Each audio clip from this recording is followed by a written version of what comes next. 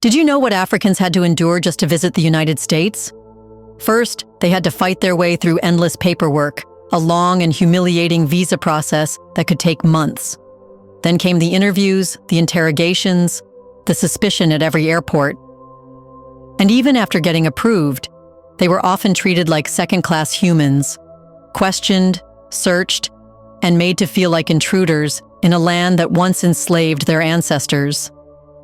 Now compare that to how Americans travel to Africa.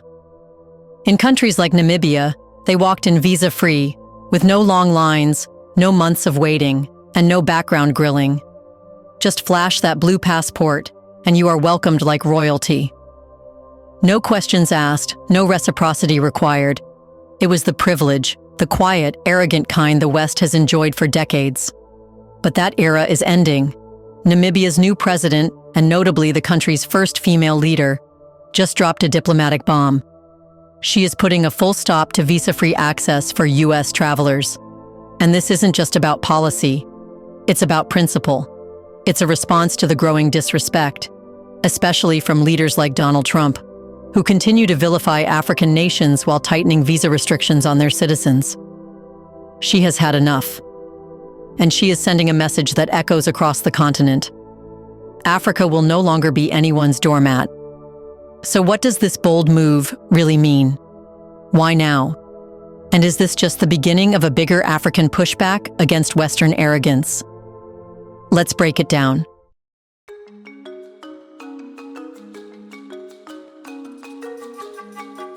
When Netumbo Nandi-Ndaitwah was sworn in as Namibia's first female president, few expected her to shake up global geopolitics in less than a week. But in a move that caught Washington, London, and Brussels completely off guard, she did just that. She announced that by April 1st, 2025, U.S. citizens would no longer enjoy visa-free access to Namibia. What was once seen as a routine privilege for Western travelers, the ability to enter African nations with little scrutiny, has suddenly become a target for reform. And in Namibia's case, it's not just reform. It's a complete reversal, driven by the principle of diplomatic reciprocity and national dignity. With this single move, Nandi-Ndaitwah joins a growing league of African leaders, including Burkina Faso's Captain Ibrahim Traoré, who are refusing to allow the West's double standards to continue unchecked. For years, the relationship between African countries and Western travelers has been wildly asymmetrical.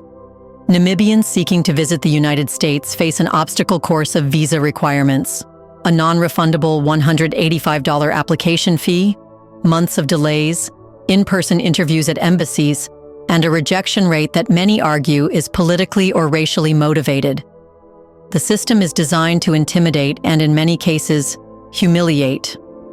Meanwhile, American passport holders could fly into Windhoek or Walvis Bay, flash their blue passports, and gain a 90-day entry stamp, no questions asked. This imbalance was justified under the guise of tourism incentives or diplomatic courtesy, but the reality was simple.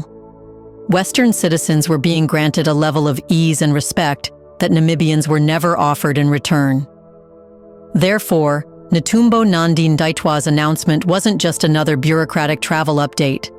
It was a thunderclap, a calculated and powerful statement of intent from a nation tired of being treated as second class. Just days into her presidency, Namibia's first ever female head of state chose not to start her term with photo ops and platitudes. Instead, she lit a match under one of the most long-standing injustices in global diplomacy, the hypocrisy of visa reciprocity. For decades, Western nations, particularly the United States, the United Kingdom, and Canada, have enforced harsh, often humiliating visa regimes on Namibian citizens. Namibians trying to visit these countries have had to endure layers of red tape, non-refundable application fees that can swallow up a month's salary, extensive documentation requirements, proof of financial stability, and worst of all, the emotional strain of grueling interviews that often end in rejection, with no explanation offered.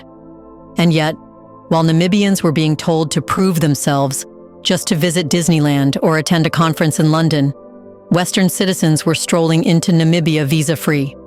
No paperwork, no fees, no lines, just a stamp in the passport and a warm African welcome.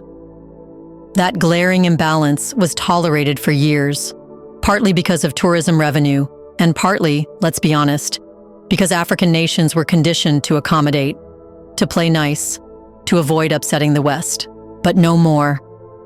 Nandine Ndaitwah's government finally drew the line, and that line cuts across 31 countries, a who's who of global powers who have long benefited from Namibia's open-door policy without ever reciprocating.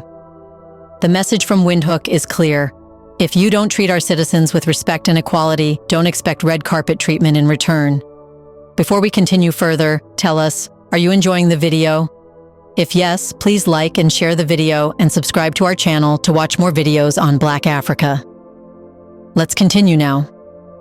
Under the new policy, travelers from these 31 countries will have to apply for a tourist visa in advance using Namibia's online platform or pay $90 upon arrival at key entry points like Windhoek, Walvis Bay, Katima Mulilo, and Ngoma. But this isn't about the money. It never was. It's about respect. It's about principle. It's about ending a system where African dignity is discounted at passport control. Netumbo Nandine Ndaitwah isn't framing this as an act of retaliation, but as one of justice and sovereignty. Her administration has been transparent about Namibia extending goodwill for decades. The West refused to reciprocate. Now Namibia is simply balancing the scales. And importantly, it's doing so without punishing travelers since the visa on arrival and online application systems remain accessible and efficient. The only real change is psychological, which is the end of Western entitlement at African borders. This move also aligns perfectly with a broader continental awakening. Namibia joins Burkina Faso's Ibrahim Traoré in asserting African autonomy. And it sparks a vital question for other nations. If Namibia can demand equal treatment from global powers, why can't we? The timing couldn't be more politically potent.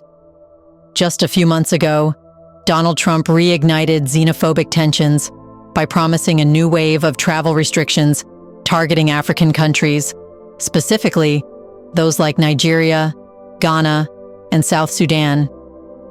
These were not security-based decisions, but racially coded geopolitical signals. That kind of hostility does not go unnoticed on the African continent, and Namibia's new policy is, in many ways, a direct response. If the US can bar African travelers and make them feel unwanted, then African nations can just as easily stop rolling out the red carpet for American tourists. Reciprocity is not retaliation, it's fairness. Some critics, especially within Namibia's tourism industry, have expressed concern. American and European tourists have traditionally played a major role in supporting Namibia's economy, particularly in sectors like safaris, hospitality, and ecological tours. But Nandine Ndaitwah's government has already anticipated this critique.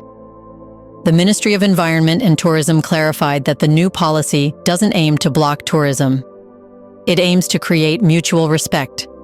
Besides, the visa process remains user-friendly as visitors can apply online or at major ports of entry, such as Hosea Kutako International Airport in Windhoek, Walvis Bay Airport, and land border crossings like Katima Mulilo or Ngoma. What this policy shift does achieve, however, is a repositioning of Africa's self-image. In the past, Western nations dictated travel policies to African states from a position of power. They offered aid in exchange for influence, and visa restrictions were one of the many levers used to control migration and movement. But with this move, Namibia is turning the tables. Nandine Ndaitwah is essentially saying, if our people must prove their legitimacy to visit your countries, your people must now prove theirs to visit ours. It's sovereignty. It's not revenge. It's justice. Across the continent, this act is being seen as a spark. Burkina Faso, under Traoré, has already expelled French troops and embraced a policy of self-determination, including currency reform and military sovereignty. Kenya's President William Ruto has spoken passionately about making travel across Africa seamless for Africans, and Ghana continues to promote a Pan-African identity that includes easier travel for diasporic Black people. Namibia's visa reform is not isolated. It's part of a trend A continent once divided and manipulated is now learning how to unify and demand respect. Western reactions have been predictably alarmist. Think tanks are warning about tourism losses. Media outlets in the UK have hinted that Namibia is risking its economic lifeline. But these critiques reek of entitlement. American and British tourists have been treated like royalty for decades, often in countries where locals can't even dream of visiting London or New York. The fear now is not just that they will have to apply for a visa, it's that their unchallenged status is being revoked. The privilege of moving freely while others cannot is being questioned, and that alone is enough to cause panic in Western capitals. And it doesn't stop here. There are already calls for other African nations to follow suit, not as retaliation, but as an assertion of equality. The African Union's long-delayed plan for a One Africa passport now has new urgency. The alliance of Sahel states, Mali, Niger, and Burkina Faso, is already implementing their joint passport system. These aren't just symbolic gestures. They are structural shifts designed to put Africa first in policy, dignity, and global standing. In the coming months, Namibia's visa reform will become a litmus test for the continent. Will African nations remain in fragmented dependence, or will they band together to demand reciprocal respect from the West? The choice is not easy, and there will be economic pressure. But if Namibia holds the line, and if others join, we may finally be witnessing the birth of a truly sovereign Africa, a continent that no longer waits for permission to stand tall. What do you think? Should all African countries end visa-free travel for Americans? Isn't it true that U.S. travelers should be given the same treatment so they know what Africans endure when they travel to America? In the comment section right below, share your thoughts on the fact that Americans and Europeans get extreme love when they come to Africa, but that's not the case for Africans who go to Western countries. Do you want to watch more videos like this one? If yes, subscribe to our channel and press the bell icon next to it. We bring videos on Black Africa, its history, rich arts and culture, and things the world should know about. Thanks for watching, and until the next video, stay tuned.